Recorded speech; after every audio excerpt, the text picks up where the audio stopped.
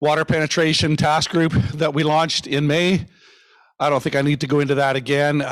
Certainly anybody that's interested in participating in that has experience in on-site air and water testing, you're absolutely welcome to join us. We're going to be working on industry documents to help our industry as well as the related industries in that field come up with some better processes and better clarity to the challenges for our industry in on-site water testing. So if you're interested, you're not already on that list, you can let Lauren or me know and we'll get you on it. We've got a meeting coming up in 2 weeks that we'll continue our work. We meet about once a month. We have a few sub-task groups that are going to work on specific tasks that we're going to need to gather information to create some of the content that we're going to do. So yeah, so if you're interested in being in that, we'd certainly welcome you to join us. So Al's going to give us a couple of sessions. Hey, these are new ones. These are new ones you haven't seen yet. You didn't talk RAIC.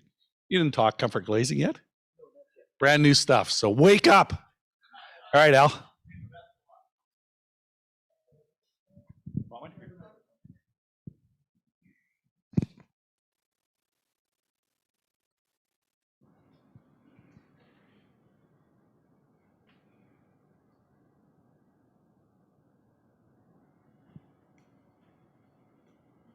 So just tap it so I can.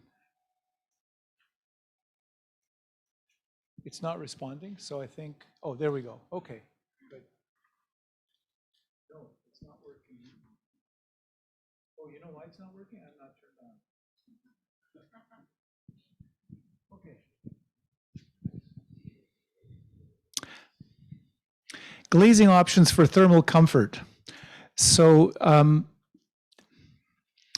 as I mentioned earlier, Jeff Baker and I had been working with as members of a joint task group on thermal performance compliance.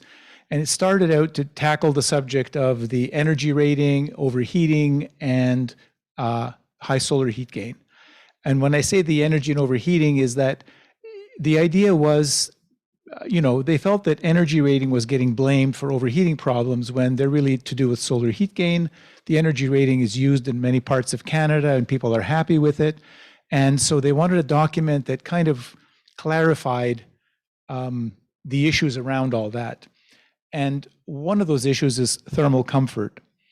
And in the work that I did with them, and even in our discussions with Jeff and I, and we worked on the CSA 440.4 standard, 440.2 standard. Jeff and I collaborated on some language there to address solar heat gain and so on. I was still not happy with how do we get a good handle on talking about windows and comfort. And so I started, several months ago, I started working on that. And I came up with approaching it from the approach I'm going to share with you today. And be interested to know what you guys think about that. And in this presentation, by the way, this is content that I've also made available to RAIC. And I guess to back up, you wanted me to talk about RAIC, right?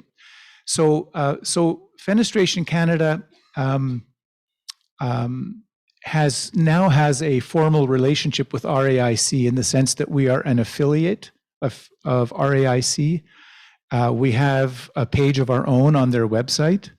And this came out of an initiative from an architect who was a member of the Atlantic Regional Committee, the Atlantic Chapter. And he was an architect working in private practice, and he ended up working for the RAIC. And he helped to facilitate probably, I guess, a little closer relationship with the RAIC. And when we decided to publish our document on the Code Compliance Advisory for Imported Windows, this architect, Greg McNeil, thought that would be a great paper to put out to the architects. And in his role as a practice advisor at RAIC, he wanted to make that available to all the architects in their membership. And they decided to give architects a learning unit for reading the paper and answering some questions about it. So that was kind of part of this process of just, getting to be able to get closer to RAIC, closer to architects, be able to give them presentations, and essentially to be able to, I guess, help them understand what we want them to know about us. And also from Greg's point of view, most architects work in small and medium-sized businesses, not large firms. The large firms have glazing experts to solve their issues, but the architects in small and mid-sized firms don't. And I think one of the things that Greg would like to see is more resources for architects to help them make better choices about windows, to understand the window industry better. So that's been kind of a developing relationship over that goes back to a year and a half at least, if not longer. And so in the course of this, I can't remember if we were asked to or if we just decided to, but they had a call out for presentations to their spring conference this year. And we wrote a proposal and the proposal was accepted. And so I had the job of then having to create a presentation for that proposal. And actually it just went live this week. So my presentation, it was supposed to be an in-person conference, turned out to be a virtual conference because of COVID. So all the conference sessions went live this week. So there are architects who will see my session, and I made a special page available on the Fenestration Canada website with auxiliary documents that I spoke about in my presentation.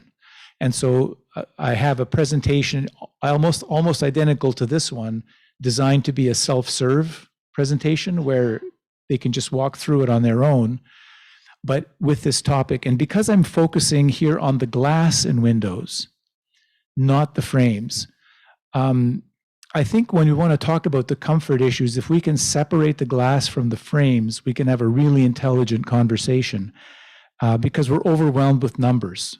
Right? We all have 10,000, 50,000 NFRC records in our simulations, and there are so many numbers, we can't even keep track of them ourselves. And if somebody says, what level of performance do I need to be comfortable? We can't even answer that question because we have too much data that we can't see the forest for the trees.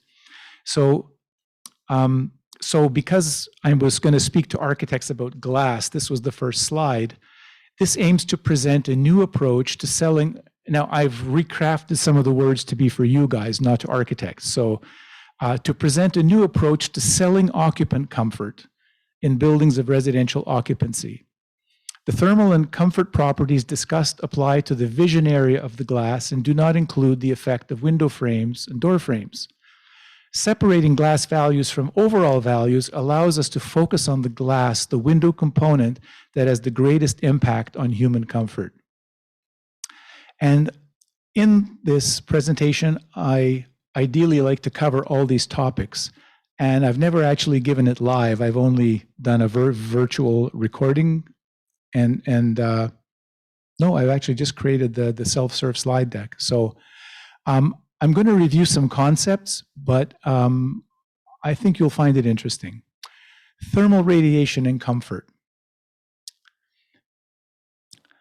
Object warmer than hand. And this language is taken from the Windows 7 user manual from Lawrence Berkeley Labs. That's the manual that our simulators use to do the simulations, right?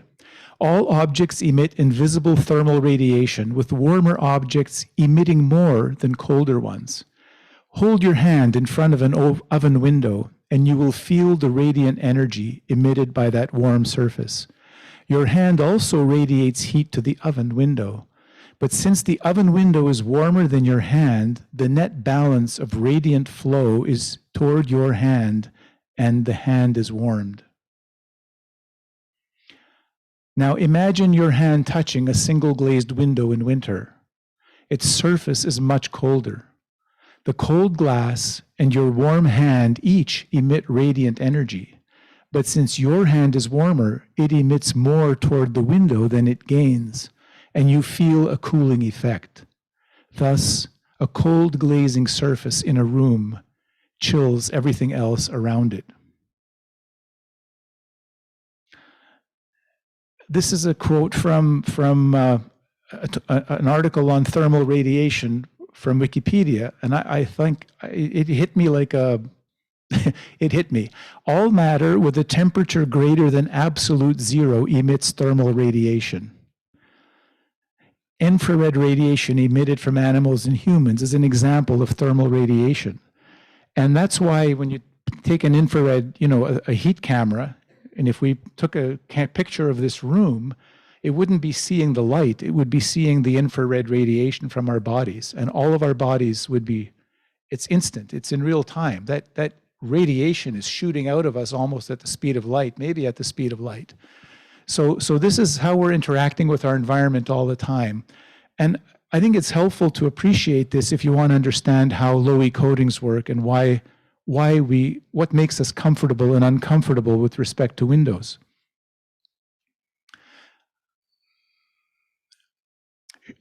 The other interesting factoid is that shiny metal surfaces, which have low emissivities in both the visible wavelengths and in the far infrared, can be used to reduce heat transfer in both directions. So shiny metal surfaces actually, they have low emissivities. They reflect, just like a mirror reflects light. Shiny metal surfaces also reflect heat waves, that thermal radiant energy that we are all emitting. And that's really what we're using in our low-E coatings to make the glass heat reflective. Low-E coatings are composed of shiny metal surfaces applied to glass at a density that transmits visible light, reflects most of the far infrared radiant heat spectrum, and emits or transmits only a small fraction of it. Emissivity is the proportion of radiant heat that is transmitted through one side of the coating to the other. So, emissivity is how much is transmitted, and whatever is not transmitted is absorbed or reflected back. If we talk about regular uncoated glass, it has an emissivity of 0.84. So it means 84% of the radiant energy, heat energy, striking that glass goes right through it. Only 16% is reflected or absorbed back in. If we talk about an early generation low-E coating, like a pyrolytic coating, you might have an emissivity of something like 0.2, which means 80% of the heat is reflected back in and only 20% is emitted. That's pretty good. But the coatings we have now are 10 times better. A coating like low-E 366, a triple silver coating, has an emissivity of 0.02, which means only 2% of that radiant heat energy is going through the coating. 98% is reflected back in. So that's quite a remarkable thing. These coatings are the single greatest innovation in the energy efficiency, solar heat gain control, and comfort performance of window glass. We also talk about argon fill or krypton, dense gases, and warm edge spacer systems. Those things help to reduce the amount of energy we lose at the edges of our windows, but what's doing most of the work is the coated glass. You can combine coatings with 2 or more glass layers to provide significant control over both the shorter wavelength heat that we get from the sun, so we can block the sun's heat coming through. We can also block the long wave radiation that when the surfaces in this room heat up, longer wave radiation will also be reflected back in. And that's the difference between high and low solar gain coatings. High solar gain coatings let more of the sun's energy in. The low solar gain coatings filter a lot of it out so that to prevent overheating, while all of these coatings are very good at keeping the heat that's in here from getting out. So the heat transmission and heat reflection properties of low-E coatings have a direct bearing on the comfort of building occupants. And what makes for cold discomfort? It has to do with how we feel when we're near a warmer object or a colder object. When there's a temperature difference of more than 4.5 degrees Celsius between something like a wall in a heated room and a window, when there's more than 4.5 degrees of difference, you feel it. And you can feel it from this far away. And it's because of the example we talked about, the oven door. You know, it's radiant energy. And if it's emitting less radiant energy than I'm emitting, then I'm feeling that cold from a distance.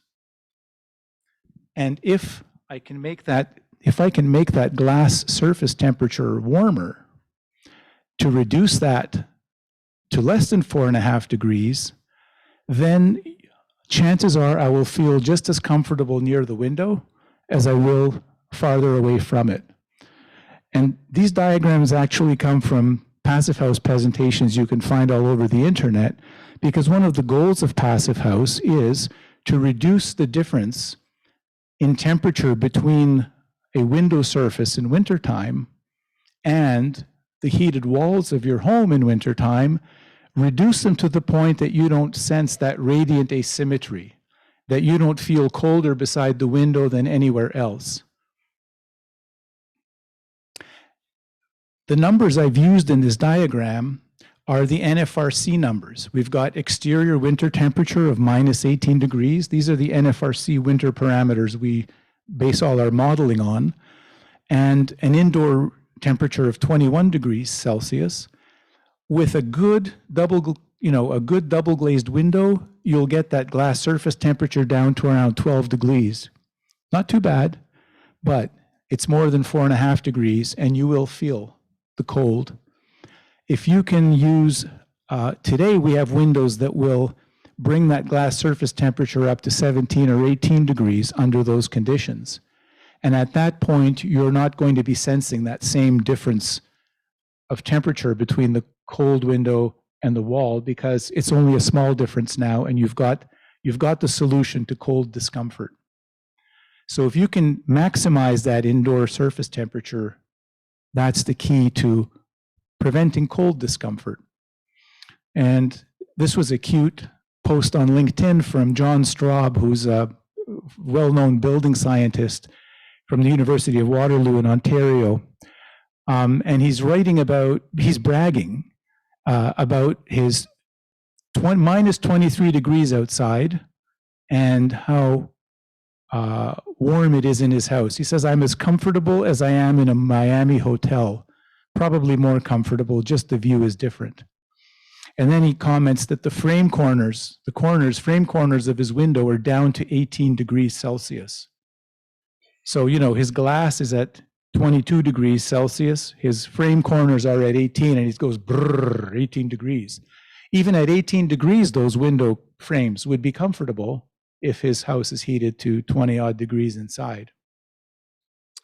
So why is this man sitting so far from the window? Could it be that it's too cold to sit nearer to the glass? I'm glad somebody laughed. Maybe with the right glass, George would be more comfortable sitting closer to that window. So I want to review quickly some thermal performance metrics because I'll show them to you in a chart form, and it will help us to understand how we can predict our comfort level with respect to numbers. NFRC U factor, it's the total heat flow out from the warm building through windows in wintertime. We evaluate it under winter conditions. There's also a summer U factor with different environmental conditions. But here's why it's important. The bigger the temperature difference from the inside to the outside, the faster the heat escapes through the glass. So a winter U factor is not going to be the same as a summer U factor, where the difference might be that it's hotter outside than it is inside, versus a winter U factor where it's warmer inside than it is outside. The other is a solar heat gain coefficient. And that's a number we talk about a lot in the window industry. It's the proportion of solar radiant heat transmitted through glass into the building interior expressed as a 2 decimal fraction less than 1. If you have a solar heat gain of 1, that's a hole in the wall. That's a solar heat gain of 1. Anything else, anything lower, will be that. The trouble with solar heat gain coefficient is it's a ratio, it's a percentage. So I can't tell, it's hard to tell. How much more comfortable would I be with a solar heat gain coefficient of 0.36 than a solar heat gain coefficient of 0.55? You know, you can't relate to that. It's just abstract numbers. A more relevant metric to help appreciate the heat that could be coming in through a window from the sun is the relative heat gain. It's the total heat flow into the building transmitted through glass in watts per square meter over a 1-hour time span. And the relative heat gain is evaluated under summer conditions. It's warmer outside than it is inside. The sun, it's late afternoon sun, it's shining in the west through the windows directly into the building. It's the worst solar exposure you're going to get to overheat your building. We don't report that number anymore, but every window simulation you have done, every time they do a window run on your glass and you get your U factor, your solar heat gain coefficient, all the other numbers, there's a relative heat gain number. And that's what it is. It is how many watts per square meter are coming through that piece of glass under these conditions. And I think that kind of a number is actually more helpful to appreciate the magnitude of solar heat gain than just the solar heat gain coefficient is. But you can decide. So it's new to us because we've never heard of it before. I never really understood what it was. I just saw these letters RHG. And when I was studying my simulation charts that I had prepared 15 years ago when I worked at another company, and I simulated everything from clear glass to multiple glass panes with low E coatings, and I was trying to digest, what can I learn from this chart? A few months ago, I figured out what is relative heat gain. Well, it's computed automatically with the window program. It reports the actual number of watts that can come through a square meter of glass through a west-facing window on a clear summer afternoon. And because most Canadians have lived experience with space heaters rated in watts, that rating might help us to appreciate just what 1,500 or 2,000 or 3,000 watts might feel like in our experience. So now we're going to put those numbers aside and we're going to look at what are the available glass combinations. This is our thermal comfort toolkit. If you want to be comfortable with windows, if you want to prevent overheating or prevent cold discomfort, the most important ingredient is the glass. Now, if you have solid, not thermally broken aluminum window frames, they're going to help with the discomfort too. But if we're talking better, windows that are current generation windows, the glass is going to be the thing that determines your thermal comfort. So a configuration is a particular arrangement or pattern of a group of related things. So I'm calling these configurations. Our single pane uncoated glass, the glass we've had for thousands of years, has an R value of 1. Add a second pane of glass and an air fill, and we have an R value of 2. If we add one low E coating on the 2 or the 3 surface and an argon fill, we have now turned that R2 piece of glass into an R4 piece of glass. If we add a second low E coating on surface 4, so now they're on 2 and 4, that R4 window glass is now R5 window glass. What else we got? Well, we can have a triple with one low E coating either on surface 2 or 5, and that brings us up to R6. And in terms of solar heat gain, in terms of how much heat you gain, it makes a difference where you put that single coating, on the 2 or the 5. Triple pane, coatings on both 2 and 5. We're up to R8. We have a lot less heat loss. This is one of our highest performing glass candidates with coatings on 2 and 5. And then we can go one farther. We can add one more coating on the room side and bring that up to R9. So is there anything else we have? No. This is it. This is the toolkit. We have 1, 2, 3, 4, 5 glass configurations to work with. What's that? It's not yet available on the market, coast to coast, from Antigonish to wherever. Cowichan Bay, right. Yes, there are things in the development world. They're in the pipeline. We may see them later. But across Canada, you can buy these products. And somebody is putting up 4 fingers for quad pane, right? That is a theoretical possibility. I mean, some people are doing it. There's companies actually doing quad pane window. Yes, you can go a little farther. And of course, as you do that, you get better, but you get heavier, you get other problems, right? You probably don't have a casement that's quad pane, but you might. So yes, you can go with more panes, but at some point those become cumbersome, right? In today's window industry, these are the practical options that you can get from almost any supplier anywhere in the country. So this is our toolkit. What can we do with these tools? What do we know about them? So in this presentation, I've put together a table that summarizes the common float glass configurations used in our industry. I generated this some years ago using Berkeley Labs version 6.3, but I checked with a fellow named Jim Larson at Cardinal Glass, and he said the numbers are still valid for today. And the table contains simplifications to help us see the similarities and significant differences between the available and widely used low-E coating options. What are my simplifications? I've rounded the metric U factors to just 1 decimal. And I've ranked the configurations by U value and by R value. So we're going from the least efficient to the most efficient in terms of U value and R value, or U factor and R value. I also report the relative heat gain parameter. And of course, we'll have configurations with both high and low solar heat gain characteristics. So when I looked at my table, it was quite a large table, and I said, I'm going to leave out glass thicknesses. I'm going to leave out several sub-options, and just trying to distill it down to the basics to see what can I learn, what patterns will emerge from this. And I've ended up with this table. I've ranked my options from R1 to R9. We start with uncoated glass, which is our worst performer.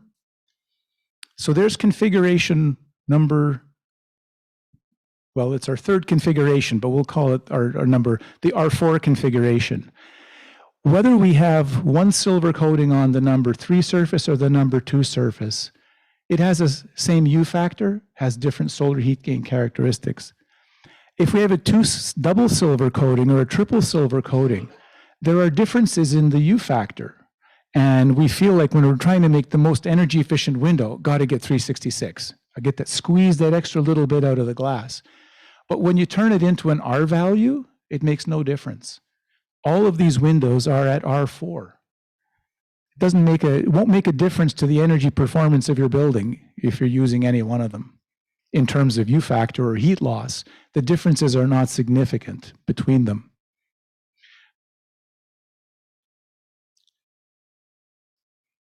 Oops. So here's our next configuration. Let's add 1 more low-E coating, the room side coating, 4th surface coating. What does that do? It gives us an R5. Now that just gives us a little bump in performance that puts us over the edge from R4 to R5.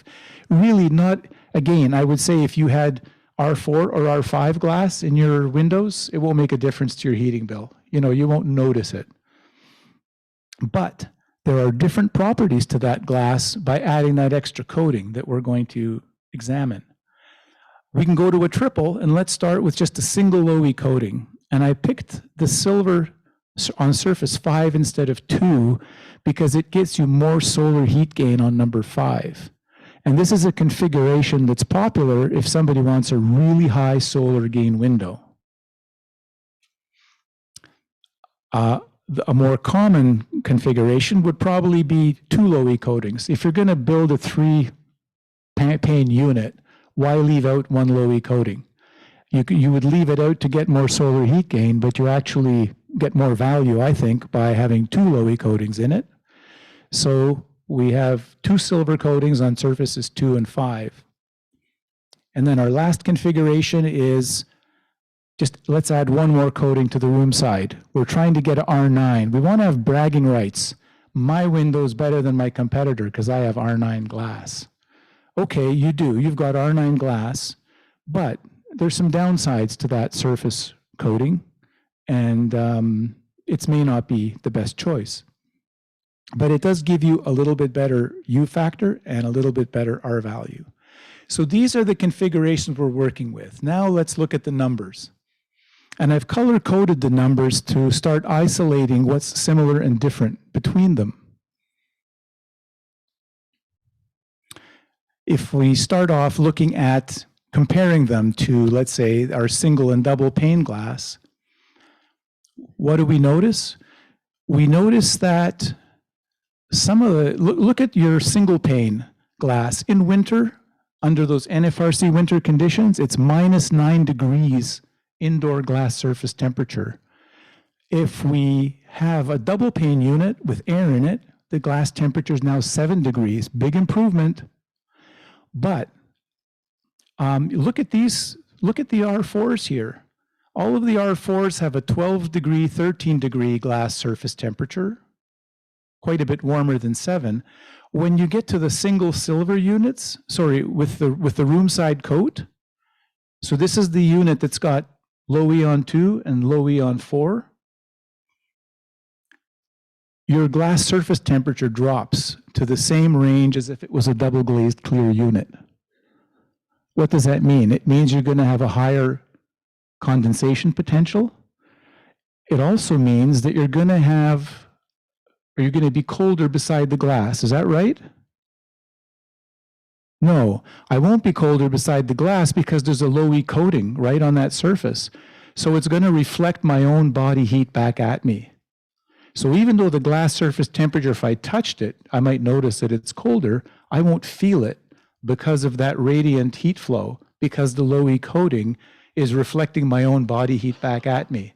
So I've solved one comfort problem, but I haven't solved the other one, because if I have a large window with that glass, that cold surface temperature could lead to a cold draft in the presence of the window. So you might have a different kind of discomfort issue associated with a colder glass surface.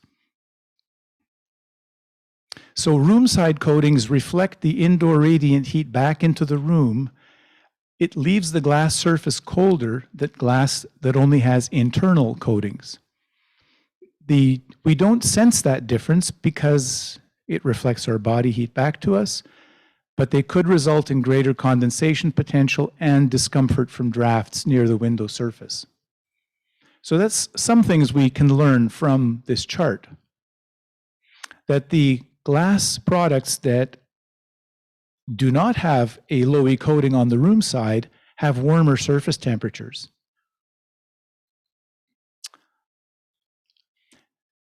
The other thing we can look at is the solar heat gain coefficient and the relative heat gain numbers. And what we notice is that the single surface coatings, single silver coatings, have the highest solar heat gain values and the highest relative heat gain. So if we look at how many watts of solar energy would be coming through a double glazed window or even a single glazed window on a hot summer day, sun shining through that thing, you're looking at about 600 watts per square meter of heat coming in. With a high solar gain low E window, you're getting almost the same amount. You're getting around 500, 450. Even if you're going to the triple glazed windows, you're still getting 440, 400 watts of heat per square meter coming in through that window. Now, can you use that heat? Is it going to make you comfortable? Or are the windows large enough that it's going to make you uncomfortable? You're going to be too hot because that heat will be coming in year round. So these are the numbers for midsummer, but you're going to have more heat gain all year round from the high solar gain windows. And it's the single silver coatings. And why is it the single silver coatings? It's because they were optimized for capturing passive solar heat gain. They emit more of that solar, narrower band solar energy from the sun than the other coatings do. So note the high relative heat gain values compared to uncoated glass. A 5 by 6 foot dual pane window with 3 square meters of high solar gain glass exposed to direct sunlight can provide up to 1,500 watts of heat, as much as an electric space heater. So you might pick those windows because you want to keep your home warmer in the wintertime, right? You might want to capture more solar heat gain, but you are living in that home all year round. And so if you are facing west, if you are facing east, if you are facing south, but live in an area where the highest solar radiation is in the winter and the fall, you might actually be pulling in a lot more heat through that window than you wanted to. And what else is different about that window? If it was double glazed clear, most of that heat would be radiating right out of it. 84% would be rocketing back outside.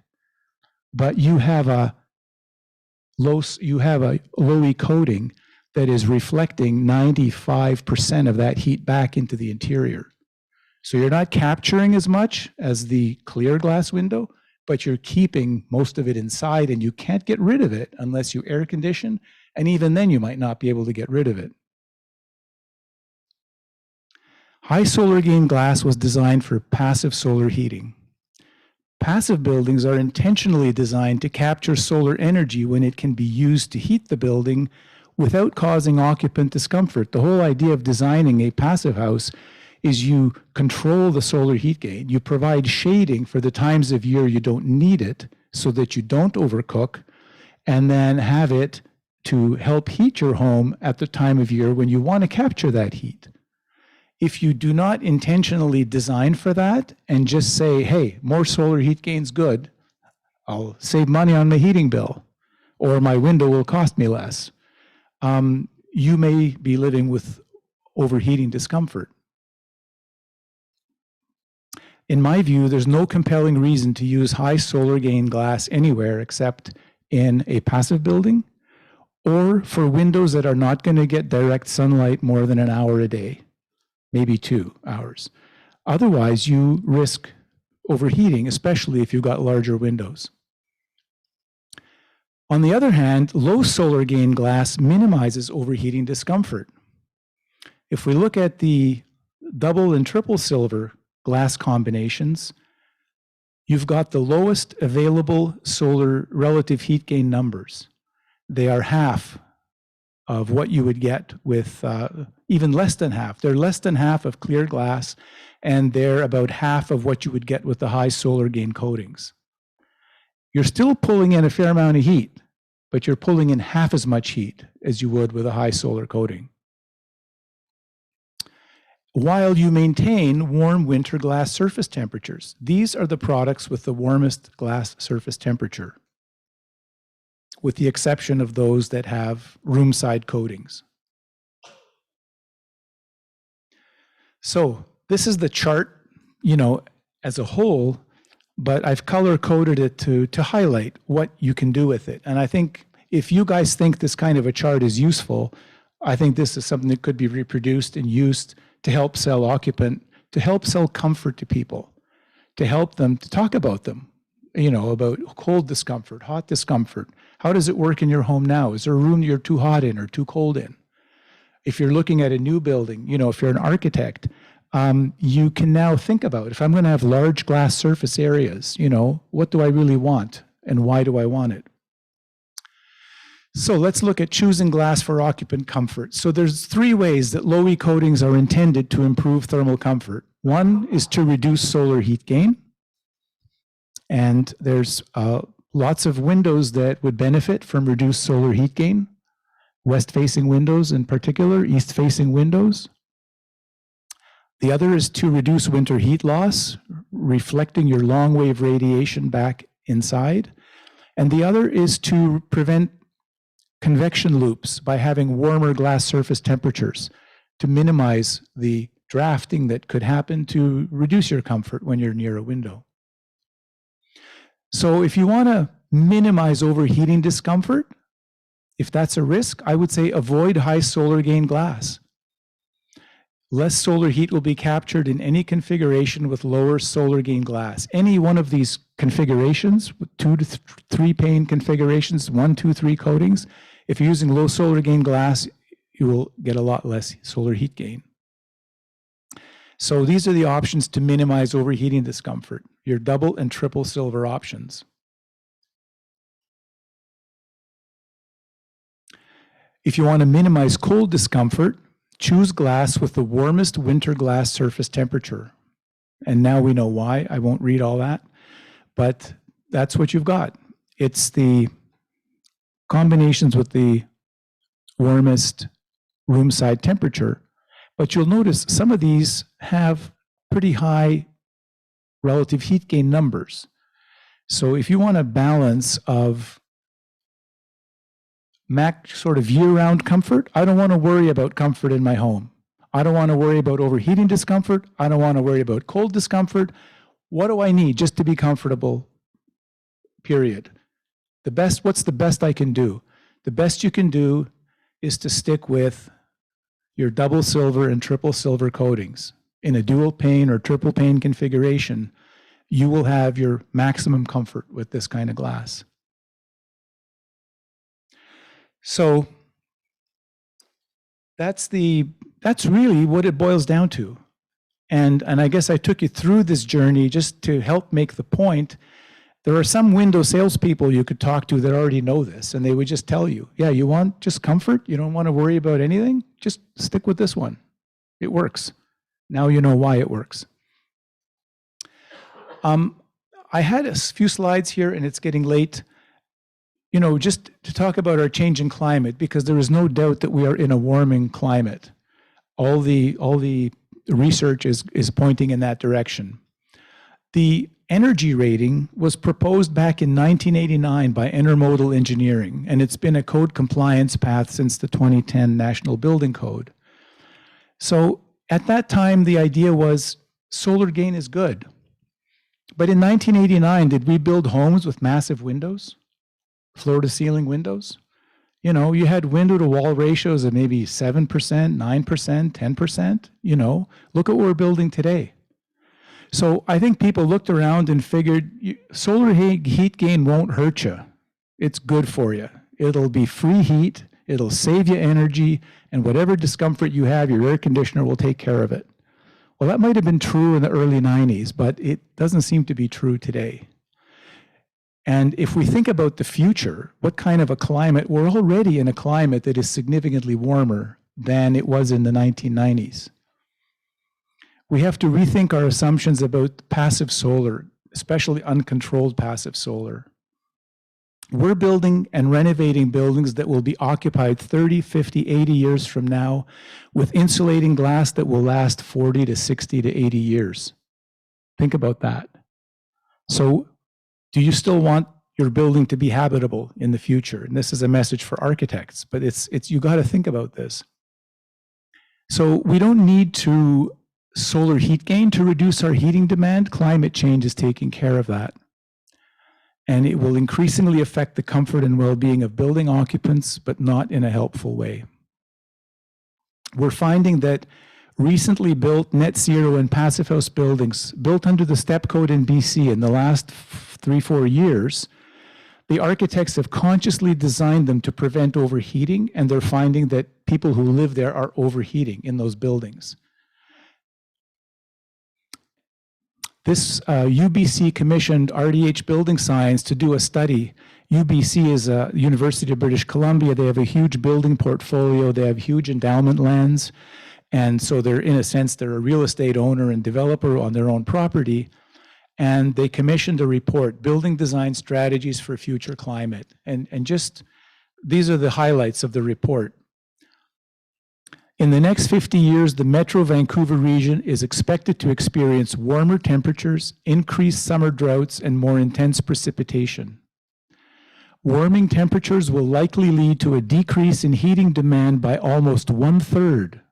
Decrease in heating demand due to climate, and increase cooling demand by nearly 5 times over current demand by the 2050s.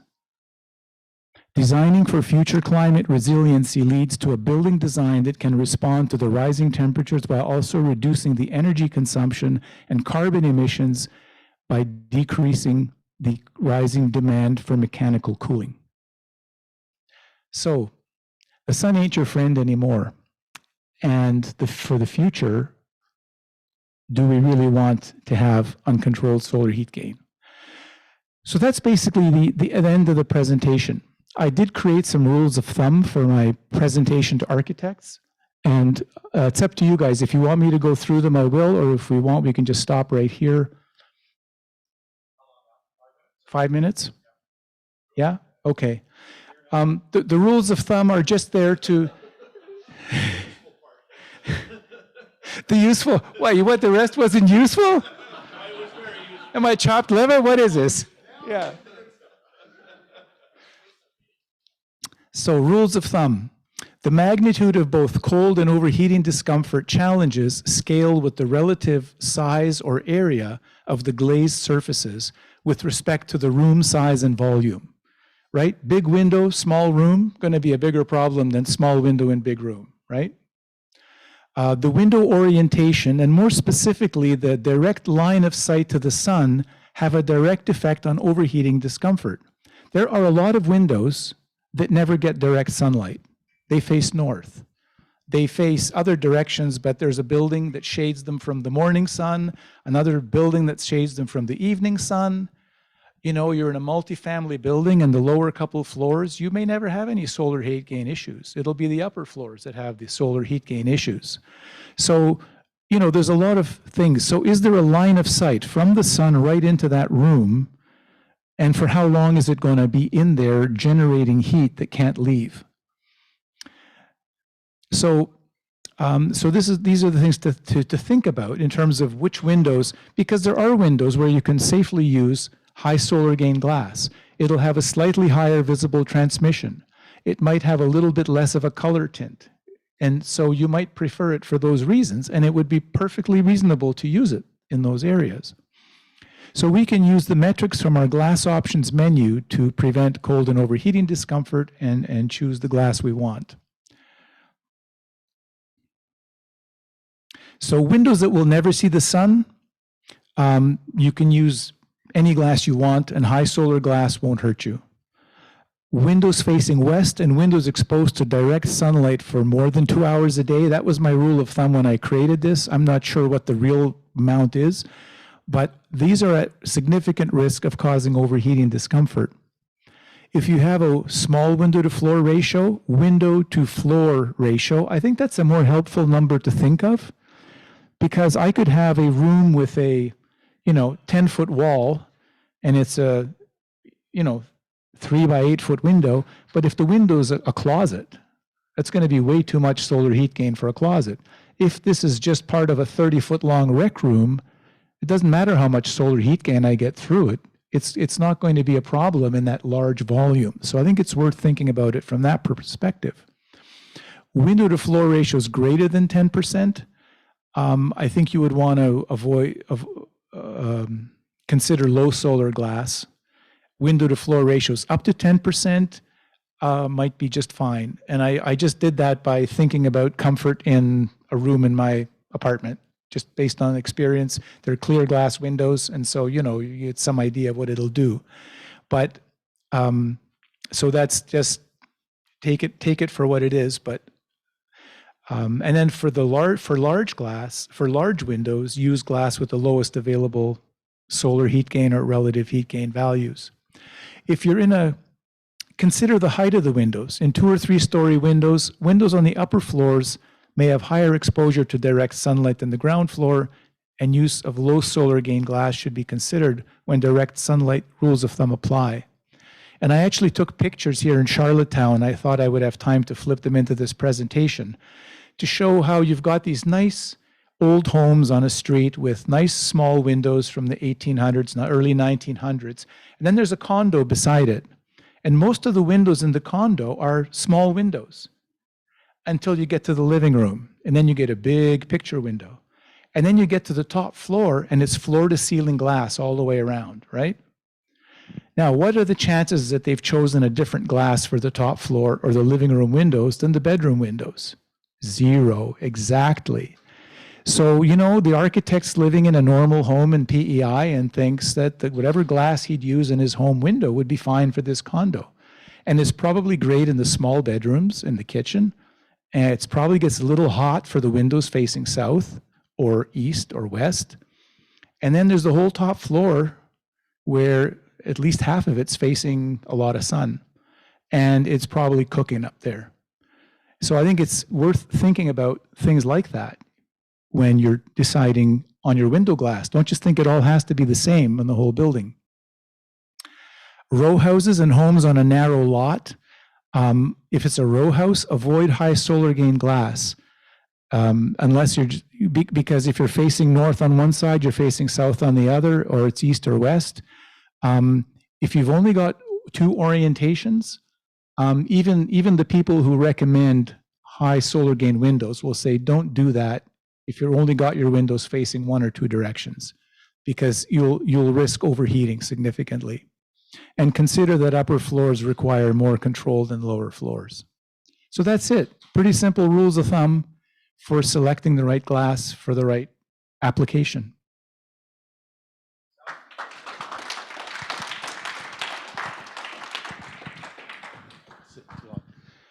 In this session, If I could just ask a question. So how many of you people feel it would be helpful to have a chart like this to help talk about these issues with people? Yes? Great, thank you. And the rules of thumb too? Okay, great. Yeah, because I think the numbers tell the story. Now, somebody will say, well, but your gap size could change, and what glass thickness did you use for the simulation?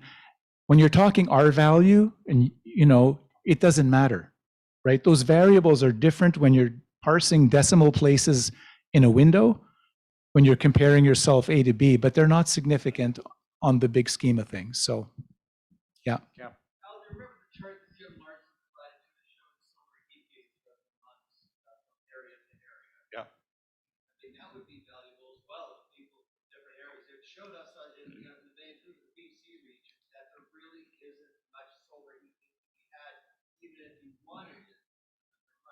That's right. And you know what? I've been in discussion with Jim. He gave me the Excel file he uses to develop that. And he said, what extra cities do you want to add to it? And I gave him a list of about 8 or 10 Canadian cities. So he sent me data files. I just haven't had time to upload them into his file and to run the plots, but it will run the charts for a number of cities. What is interesting, even in the charts he ran, he had about 5 charts in that file. The summer had, how shall I put it? The peak solar heat gain was always in the spring and the fall, not in the summer. I think in all the cities that he had done of those 5. I don't know if that's true everywhere, but that is important information, especially do people think, oh, I need it for the winter. If you only design your solar shading for the winter, but your highest heat gain is in the spring and fall, and now you're not controlling that sun, again, you're just asking for a comfort problem. So, yeah. John?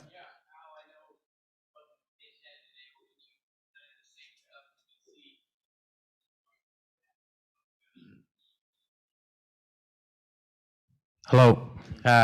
So I was just saying, Al, I know it wasn't the intent for this presentation, but when you gave a similar thing in BC, you had showed how the climate data is actually, several decades old that were designed for today. And I thought it was really powerful to realize that you can't just be like, you know what, I can just keep selling my windows. It's not going to be impact when you showed, hey, if we project this forward, how much hotter Canada is going to get. This is an issue now that if we ignore it, it's just going to be terrible in the future. So I just wanted to emphasize that as well. That window you sell today is there 40 years from now. Yeah. You hope.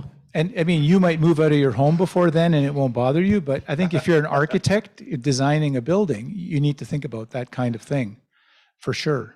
And that's, I took it out of today's presentation to save time, but thank you for bringing it up. Anything else? Okay, in this session was also noted our quick chat about the NAFS easy document that Greg talked about earlier. Anybody not hear that? Yeah, I kind of figured that was the case. Couple of quick things. Al, in his session a little bit ago, mentioned the advisory document on imported products. Is anybody not familiar with that document? Everybody knows what it is, has seen it. Laura? So we drafted a document. I'll let him drink. He's been talking a lot. So drafted a document on basically the Canadian codes to sell windows and doors in our country, aimed at imported products, but it would apply to anybody selling products in Canada, be it local or an import. So if you've not seen it, it's a great document. It's on our website, Canadian Advisory on Imported. Code Compliance Advisory for Windows, Doors, and Skylights. Yes. So check it out. It's really good. Canadian Code Compliance Advisory. It's you'll find it in the menu system under technical. It'll be one of the documents you can get there. Great document. Just a couple of the quick things I wanted to mention. We have a live online Q&A forum on our website. Please go to it. Let's use that. It's a great tool for us to hear what you need, what you're thinking about, and it's a great tool for you guys to communicate about what your challenges are and have other members provide answers to what their solutions have been. So it's a great tool. We really want you to use it.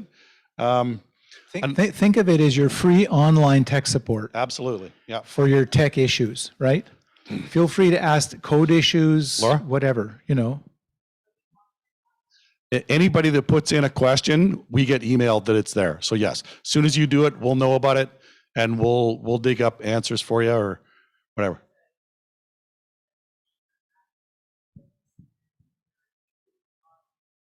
Well, I knew who it was, man. I thought, man, if I don't get on this, boy, I'm going to be in trouble. It's a great, it's a great tool, Fear. Yeah, it's a great tool, and it's just there. So, try and use it for us and for yourselves. And the idea was, if I could just add to that, is that we have had in the past had questions, really good questions from people, and given them really good answers, but there was nowhere to put it. And the whole idea here is that a question one person has, there might be 50 people in the country who would benefit from the answer to that question, if not today, another day.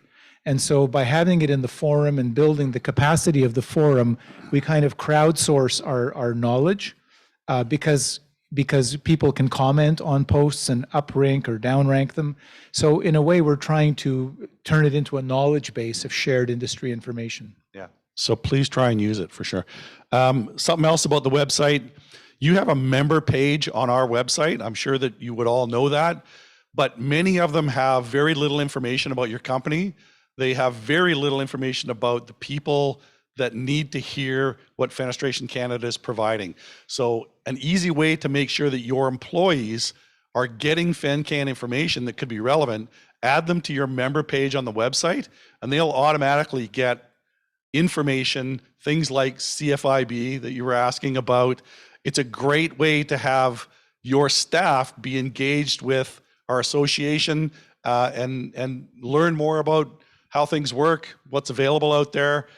They can then reach out to us as well. So use your page on our website, not only for your own advertising, because we get consumers that go to our website looking for window companies. So populate your website. It's a great tool for you. Al and I, and of course Lauren, Lane, Stefan, wherever he might be, he might probably having a nap. We want to thank you all for coming. It was a great event, I thought. Charlottetown's been wonderful. Great food, great conversation, great winnings at the casino for some of us. It was a great time. Really enjoyed seeing everybody after all this time. Great event. Happy you came out. And we want to help you. So let us help you by reaching out to us, telling us what you need. So safe travels, everybody. Thank you very much for coming. And we'll see you at Windor in Montreal.